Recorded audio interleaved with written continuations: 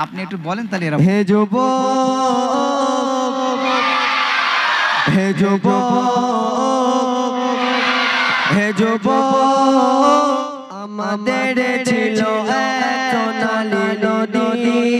নারী দিতাম সব জালিমের ভি আমাদের ছিল এক সোনালী নদী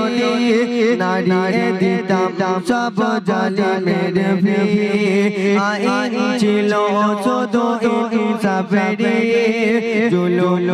রুখে দিতে হতো না দেরি আমাদের ছিল এক সোনালী নদী নারী দিতাম সব জালিমের ভি আইন ছিল শুধু ইনসাফেরই